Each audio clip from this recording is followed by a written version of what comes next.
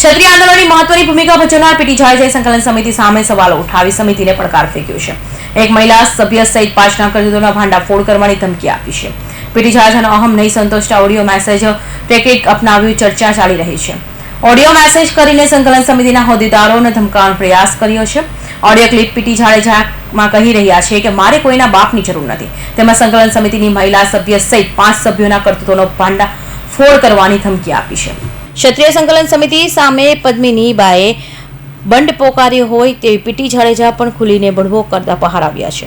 ત્યારે આજે પીટી જાડેજાએ મીડિયા સમક્ષ નિવેદન આપતા જણાવ્યું કે મારી નારાજગી વ્યક્ત કરી હતી, પરંતુ સંકલન સમિતિમાંથી મેં રાજીનામું આપ્યું નથી અને 14 વ્યક્તિઓનું સંકલન સમિતિના ગ્રુપમાં ઓડિયો ક્લિપ મૂકી હતી, જેમાંથી કોણ ફૂટ્યું તેની તપાસ માટે સાયબર ક્રાઇમમાં ફરિયાદ કરીશ. વધુમાં પીટી જાડેજાએ વધુમાં જણાવ્યું હતું કે હજારો યુવાનોમાં મારા સમર્થનમાં આવ્યા હતા, પરંતુ સંકલન સમિતિ મારા સમર્થનમાં આવી ન હતી, જેથી મેં મારી નારાજગી વ્યક્ત કરી હતી. ઓડિયો ક્લિપ 14 વ્યક્તિઓએ કમિટીના ગ્રુપમાં મૂકી હતી, પરંતુ તેમાંથી કોણ ફૂટ્યું છે તપાસનો વિષય છે. એ શબ્દોમાં બધી મર્યાદા રાખી છે. કાલી મારી મર્યાદા છે ને એ ચૂકી જાય છું. હો, સંકલન સમિતિ તમે થાય કરી લેજો. કાલે ખુલ્લેઆમ મેદાનમાં આવું છું, ખુલ્લેઆમ. મારે કોઈના બાપની જરૂર નથી, મારા સમાજની જરૂર છે. હું સમાજને પૂછીશ કે સંકલન સમિતિ મારી હારે નથી, શું કામ નથી, એ હું તમને બતાવીશ.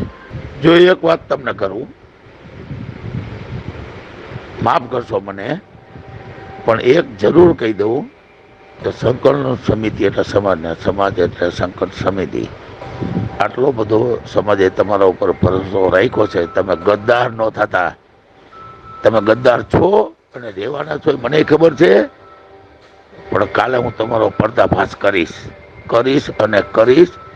હું બોલાવીશ સંકલન સમિતિને, બરાબર છે? જવાબ આપજો મને, કાલે જવાબ આપજો ને. હો, તમે કેવા છો ને શું છો ને એ મને જ ખબર છે, સમાજને ખબર નથી, એટલે સમાજે તમારા ઉપર ભરોસો મૂક્યો છે. પણ તમે ગદ્દાર છો, ગદ્દાર. સંકલન સમિતિ બિલકુલ ગદ્દાર છો.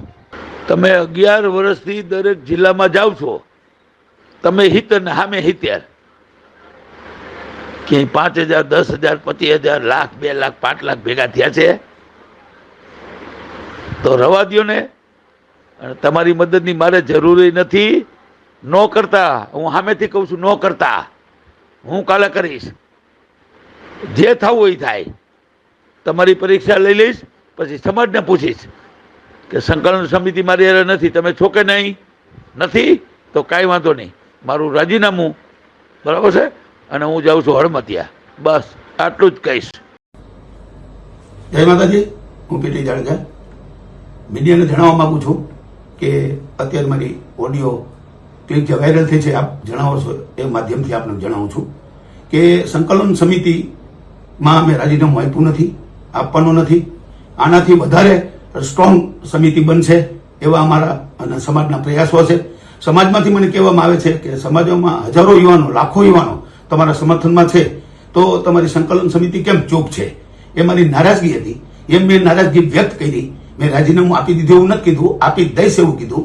એટલે સંકલન સમિતિ અત્યારે ચર્ચા થઈ, જે ઓડિયો ક્લિપ છે એ ઓડિયો ક્લિપ જે સંકલન સમિતિનું 14નું જે ગ્રુપ છે એમાં છે, એમાંથી આ કોઈ વાયરલ કરી છે. એટલે મારી જે નારાજગી તો હતી, પણ હું જે વિચારતો હતો એ મુજબ જ આ કોઈ એક વ્યક્તિ છે. એટલે અત્યારે મને સંકલન સમિતિમાં બધાના ફોન આવે છે કે જે એક વ્યક્તિ છે એ મેં કીધું હું સાયબર ક્રાઇમમાં ફરિયાદ કરીને એમનું નામ જાણી લઈશ, તો આપણે એને એકને દૂર કરશું. તો આખી સંકલન સમિતિને મેં કીધું, આખી સંકલન સમિતિને મેં કીધું જ નથી, બરાબર છે. મારી નારાજગી હતી એ મેં ક્લિપમાં મૂકી, એટલે કે 14 જણા સાંભળી અને એ નિવેદન કરે. પણ નિવેદન મેં કરવાનું કીધું નથી, મારી નારાજગી એ નહોતી. સમાજ મને પૂછે છે, મારે જવાબ આપવો પડે, એટલે મેં રાજીનામું આપ્યું નથી, આપવાનું નથી. સમાજમાં હજી આવા બીજા 92 જે તરવૈયા લડવૈયા છે એવા યુવાનોને સમિતિમાં જોડી અને સ્ટ્રોંગ સમિતિ બનાવું છું. સમિતિ કોઈ દી તૂટશે નહીં, ભાગલા કોઈ દી પડશે નહીં. જેને જે કરવું એ કરે, બરાબર છે. પણ હું આ સમિતિને હવે ક્યારેય મૂકવાનો નથી. નહીં તો મારો આ કહેવાનો ભાવ એ જ છે, બરાબર છે. એટલે અત્યારે નારાજગી નથી. બધાને મને ફોન આવી ગયા કે આપણે મિટિંગ કરી લઈ, સાંજે ટાઈમ હશે તો મિટિંગ કરશું. મિટિંગમાં અમે સંકલન સમિતિના આ એકને બાદ કરતા સાંજ સુધીમાં અમે એમનું નામ તો બહાર લઈ લેશું. એને મિટિંગમાં નહીં બોલાવી અને બધા સાથે મિટિંગ કરીને ચર્ચા કરશું. જય માતાજી. છાત્ર ધર્મ કે જય. ભારત માતા કી જય. પીટી જાડેજાની વાયરલ ઓડિયો ક્લિપ મામલે પદ્મિની બાવાળાએ કહ્યું તેઓ આવું બોલવું જ ના જોઈએ. આજે ફરી પદ્મિની બાએ સંકલન સમિતિ ઉપર આક્ષેપોના મારો કરતા કહ્યું હતું કે દાળમાં કાણું નથી, આખી દાળ જ કાળી છે. મને તો લાગતું જ નથી સંકલન સમિતિમાં 92 સંસ્થાઓ છે. 92 સંસ્થાઓનું લિસ્ટ માંગ્યું તો એ લોકોને ગમ્યું નહોતું.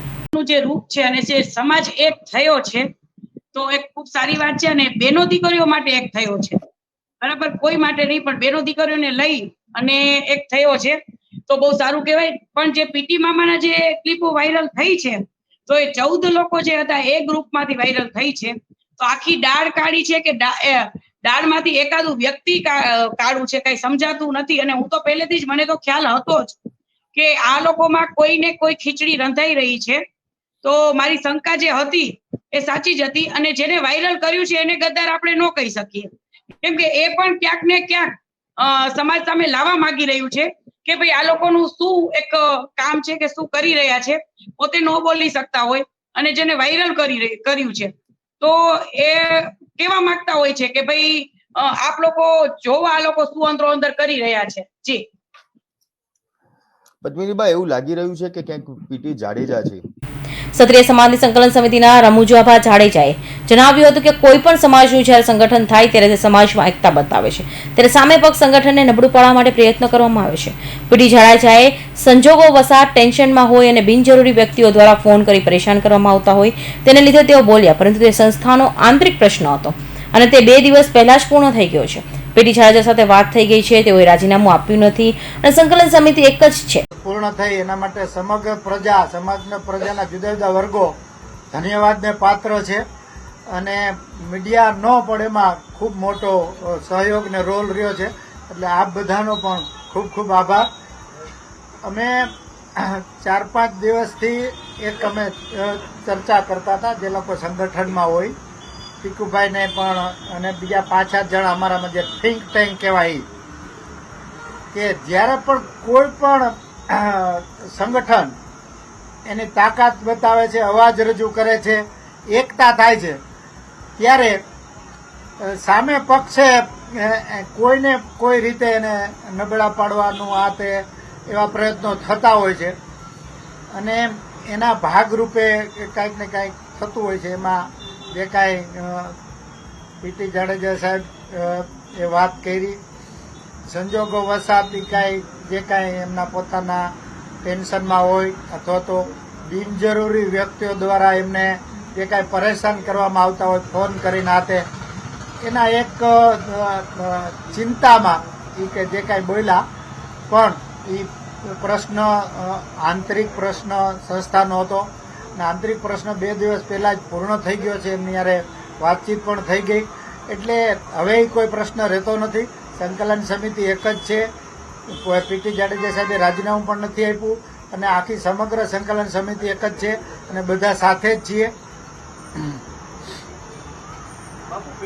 બાપુ જે નિવેદન ત્યારબાદ આપ્યું કે એમ કીધું કે 14 લોકોની જે કમિટી હતી, વોટ્સએપનું ગ્રુપ હતું, તેમાંથી ઓડિયો લીક થયા અને તે બાબતે એ કેસ કરશે એવું તેમણે નિવેદન દીધું છે. તો તમને શું લાગે છે એ બાબત? મને એ કાંઈ બાબતમાં કાંઈ એવું લાગતું નથી. એ બધી ગૌણ બાબતો થઈ જાય છે. જ્યારે સંસ્થાનો આંતરિક પ્રશ્ન હોય ને સમાધાન થઈ ગયું હોય, વાત થઈ ગઈ હોય ત્યારે એ પ્રશ્ન બહુ રહેતો નથી. પણ મેં આપને કીધું એ પ્રમાણે એમને જે કાંઈ ચિંતામાં બોલ્યા હોય પણ બધું જ વસ્તુઓને હવે એમને ચોખવટ કરી દીધી છે કે સંકલન સમિતિ સાથે છીએ, સંકલન સમિતિને મજબૂત કરવાનું કામ કરશું. એટલે એમનો છેલ્લે ઓડિયો પણ આવી ગયો છે. એટલે હવે બધા પ્રશ્નો પતી જાય છે અને આગળ ઉપરનું અમારું કામ ચાલુ રહેશે. બાપુ, તમે કીધું કે પીટીને કોઈ ફોન કરે છે, ટેન્શન આપે છે. કોણ ટેન્શન આપે છે? કેમ પીટી મૂંઝાય છે? કેમ બોલતા?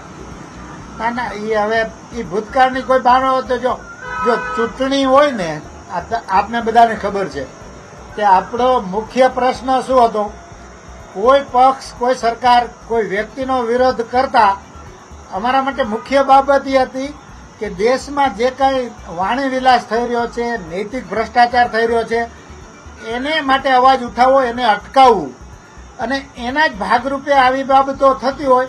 એ ચૂંટણી હતી એટલે રાજકીય બાબતો થતી હોય પણ 7 તારીખે એ બધી બાબતો પૂરી થઈ ગઈ છે અને બધાને જ પણ અમે અપીલ કરી છે, અમારા સમાજમાં પણ અને બધાને, કે હવે પછી કોઈ પણ વાણી વિવેકનો ધ્યાન રાખવાનો છે. કોઈના માટે બિનજરૂરી શબ્દો વાપરવાના નથી અને આ બધાને લાગુ પડે છે. અત્યાર સુધી બધા જે પ્રમાણે અનુશાસનમાં રહ્યા છે એ જ પ્રમાણે અનુશાસનમાં હવે રહેવાનું છે. હવે રાજકીય વાત રહેતી નથી, હવે સામાજિક વાત રહે છે. એટલે સામાજિક રીતે આપણે જે કાંઈ પ્રવૃત્તિઓ કરવાની હોય એ આગળ ઉપર ચાલુ રાખશું. કૌશિક પટેલનો report, Hind TV news, Surat.